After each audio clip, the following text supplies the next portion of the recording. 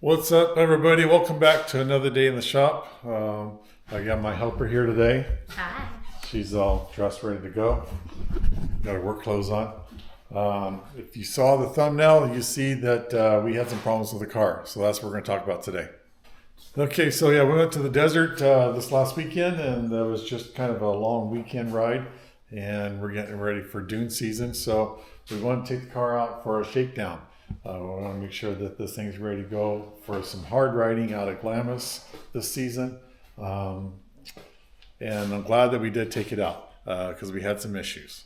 Car's a little dirty. Some of you guys have commented about how clean the car is all the time. So here's your opportunity to see it dirty. Spent 3-4 days out in the desert, and that's what it ends up looking like. So what happened? Well, getting ready for a long ride. And actually, we had ridden already in the car, done about, 20, 25 miles on the desert. And get ready for our next ride, and we take off, and there was a group about 5 or 6 of us. And I take off around after a corner, give about half throttle, speeds up to about 50 miles an hour, and then the car shuts off. It just kind of acts like it basically ran out of gas. Had a little bit of throttle, but as we coasted to a stop, the throttle was gone. The car was dead. I pulled the key, tried to start the car, and just crank. So we were stranded. Luckily, we're only about a couple miles from camp. Wish I had some video for you. Props to the Polaris guys. I got towed back to camp in a XP 1000. So if you guys saw the thumbnail, kind of a recreation, but this is how I imagined it going. But that's not how it actually happened. So the car went back to camp, and I stayed back at camp and tried to start diagnosing the car. So what does an engine need to run? Well, it needs a couple things. It needs heat, air, and fuel. Heat being the spark, air being air or compression, and fuel actually having a fuel source. So first thing I did is I started going through all the fuses.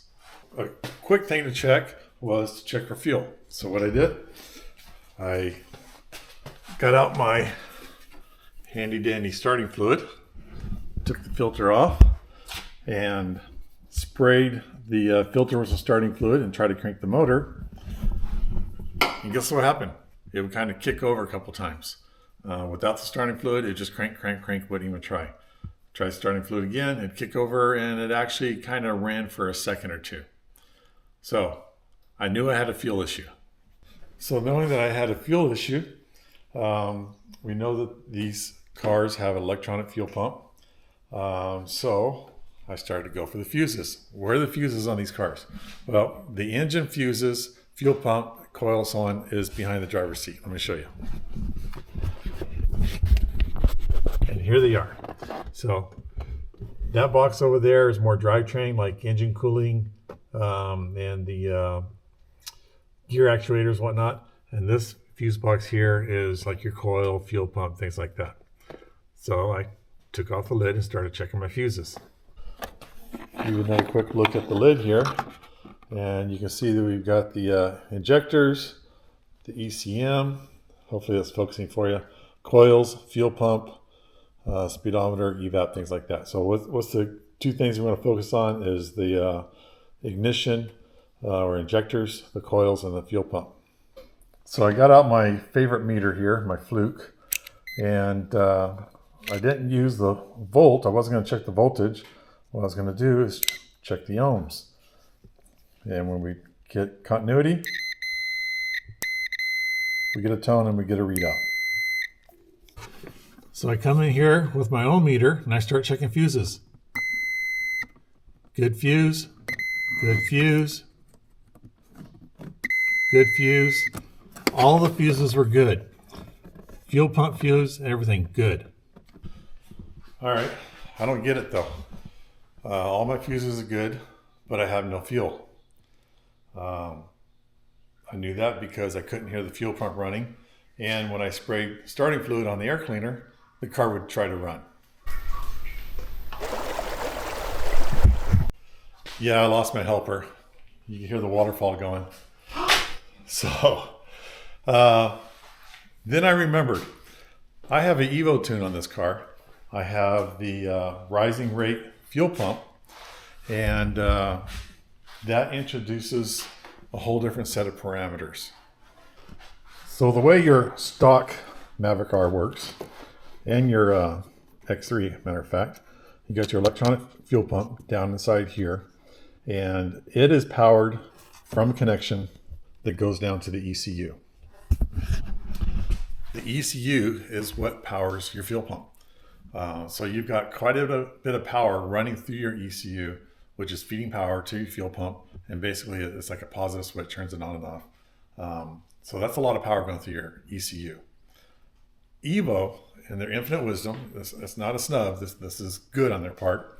What they did when we went to the rising rate fuel pump, because it pumps so much more fuel, has a more powerful fuel pump, instead of using that power line from the ECU as a supply side, they use it as a signal.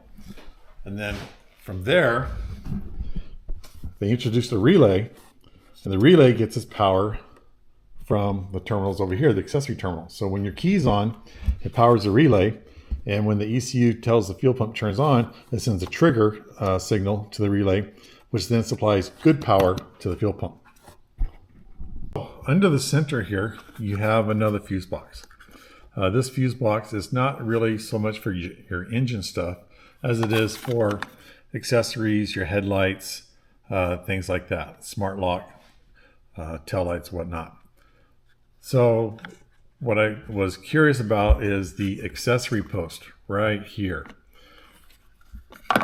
So I took my meter and I started checking the fuses again.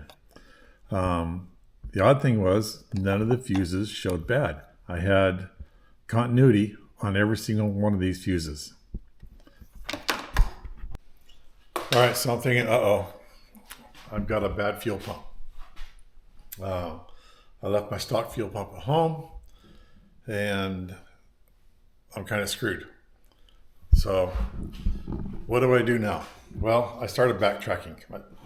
I took this brace off the top of the fuel pump and I went in and started disconnecting wires, and I saw that I had power from the ECU, and so I felt like I had power to the fuel pump, but that wasn't quite so. Like I said, with the introduction of the rising rate fuel pump, we have this relay here, and the relay gets its power and ground from these terminals under the hood. We got power and ground. So then I took my meter and I checked my accessory, and I had no power. So wait a minute. My fuse is good, but I have no power to the accessory. What happened there?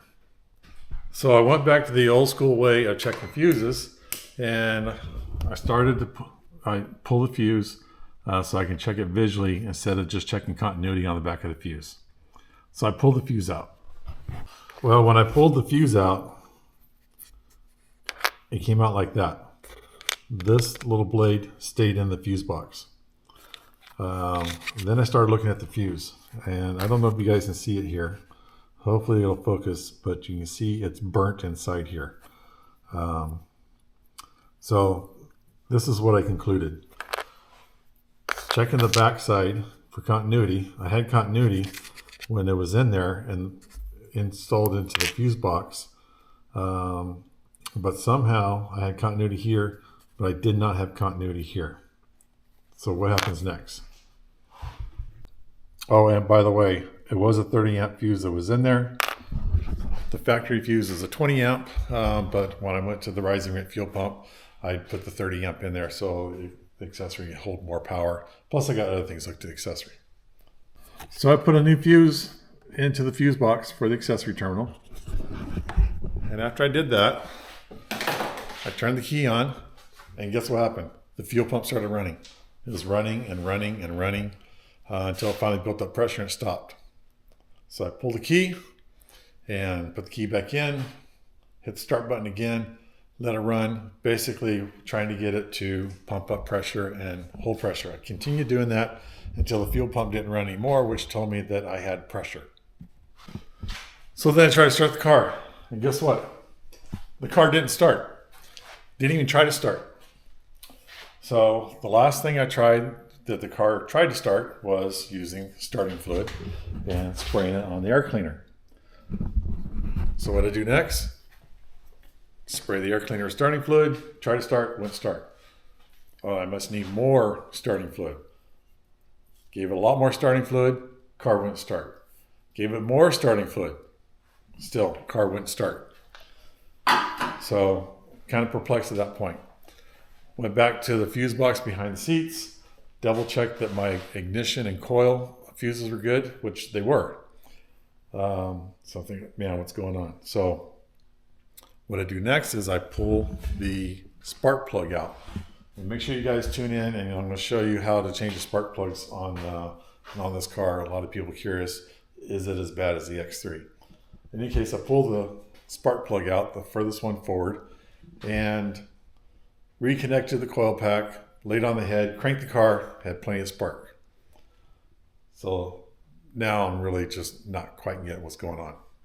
So in talking with the guys at camp, I said maybe I'm low on fuel pressure, don't have enough fuel. But I introduced starting fluid, that should have done it. And conversing it some more with the guys at camp, I said, well, wait a minute. When I spray starting fluid into here, it's got to go from here. It doesn't go straight to the turbo. Well, it could go straight to the turbo, but it doesn't go straight to the motor. Then it's got to go through the intercooler, all the way over the other side of the car, through the charge tubes, and then eventually into the throttle body. Well, that's a long ways for starting fluid to travel before it gets introduced to the motor. So then I said, okay, I'm going to pull off this charge tube and spray starting fluid directly into the throttle body. That would definitely do it. That'll make it start. I mean, all it needs is fuel. So that's what I did. Guess what? Car didn't start. Didn't even try to start. All right, so I know I got spark. I know I got fuel. I got air. But what did I say earlier? What do you need with air? You need compression. Something great. I got a hole in the piston. I got something going on. I checked the dipstick. The engine oil smells okay. Kind of get a little whiff of fuel in the engine oil. The engine oil level's good. The engine oil is clean. So what do? Well, I pulled that spark plug back out that I checked spark with, and I decided I'm going to try to put my bore scope down in there and take a look at the top of the piston. Well, the problem is the bore scope that I have, it's about almost 3/8 of an inch in diameter, and that's too big to fit down inside the spark plug hole. So keep in mind, I'm out in the desert doing this. I'm not in the luxury of my shop doing this. I'm out in the desert, and I'm about 30 miles to the closest town, and I have limited resources in that I don't have every tool or spare part with me under the sun in my trailer. But what I do have in my trailer are some spark plugs from my X3 that I used to have. So I pull the spark plug out again, and I lay it on my little workbench in the trailer along with my X3 spark plugs, and I see dimensionally they look the same, but they have different part numbers. So, and the X3 spark plugs are used. So I got to make a decision.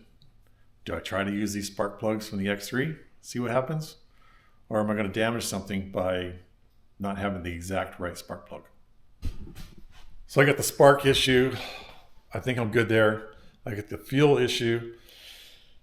I think I'm good there because I could still be low on pressure. Maybe it's not enough pressure to crack the injectors open. Do the injectors have to see a certain amount of pressure for the open? I don't know. Do I have compression? I don't have a compression tester with me. My bore scope's too big to fit inside the cylinder. I can't see what it looks like inside the cylinder, but I think it's okay in there. Do I have busted ringlands or what? I don't know. So I decide, okay, I'm going to put the X3 spark plugs in there. I'm just going to do it, see what happens. So I go ahead and I change the spark plugs. Again, tune in to the next video showing me changing the spark plugs. And you guys can see that it's a lot easier to do on this car than it was on the X3. In any case, X3 spark plugs go in. My fuses are good. I used starting fluid. That didn't help. I crank the motor. The car tries to start. Blup, blup, blup. Crank it some more. blah, blah, blah, a little longer, and it sounds like it's running on 1 or 2 cylinders. Within a few seconds, it sounds like 3 cylinders, but it's still only idling about 800-900 RPM. It should be idling about 1250, 1300, something like that. A few more seconds go by, car smooths out. Sounds pretty good. Running pretty good. Did I fix it? I think I might have. What's going on?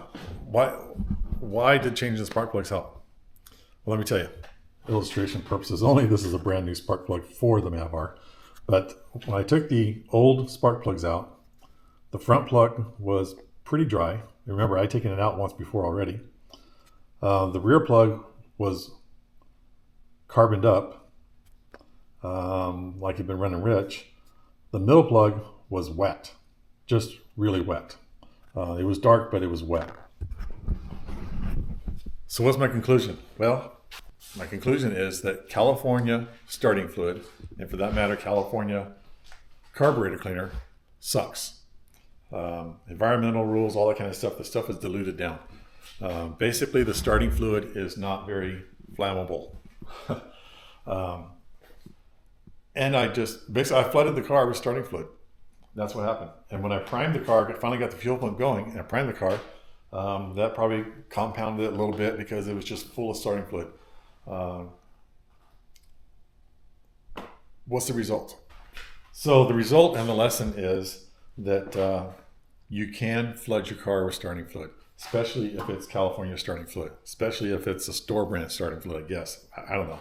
Maybe there's a difference between store brand and name brand. I don't know. But the other thing is, if you have an Evo car, and for that matter, probably a Wayland car too, remember, it's not grabbing power from the ECU for the fuel pump. It's only used as a signal wire. It's grabbing power from up here, at least on the Evo is.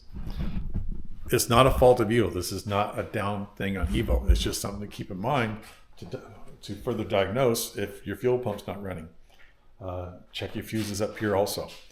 I was able to finish out the weekend for the most part. Car ran great on the X3 plugs. I probably put another 50, 60 miles on it. Did fantastic. And we're good to go. Car's not hurt. But what caused this in the first place? Well, remember, I showed you the fuse. Fuse is kind of beat up. And I will admit, this is probably a Harbor Freight fuse. And that may not matter some, but it's probably been in and out a couple of times because I have changed out the fuel pump from stock to Evo, Evo to stock, stock back to Evo. And just the general vibration from off-road the car. The happenstance, the fuse broke. So everything's good now. I do have one other issue. That being, I broke a brake line. And that's just wear and tear. I had too much slack in this line right here. Put too much of a bend right there, and it finally gave way. So I have a new brake line to put on. And in case you didn't know, the whole front end is one brake line. From the master cylinder forward and split the 2 wheels, it's one brake line. You can't just change out one end. But yeah, car's good to go. I'm glad I took it out for the shakedown before I drove almost 500 miles to Glamis and then had that breakdown there. I'm pretty confident, well, I'm really confident the car's gonna be good to go for a long trip to Glamis. We're looking at possibly Camp Razor and veterans. Still working on that, veterans for sure. Hope to see you guys out there. If you see us, say hi, what's going on, or you guys suck, what have you. But hopefully this will help you. If nothing else, well, hopefully you guys never have this breakdown, but at least you'll be aware of it. So if something goes on, you know what to look for. Check your fuses. If you have a tune, it's not going to be just the fuse in the back. Remember, you're supplying different amount of power for this. And yes, starting fluid will affect your car. Like, comment, subscribe, tell your friends, and we'll see you in the next video.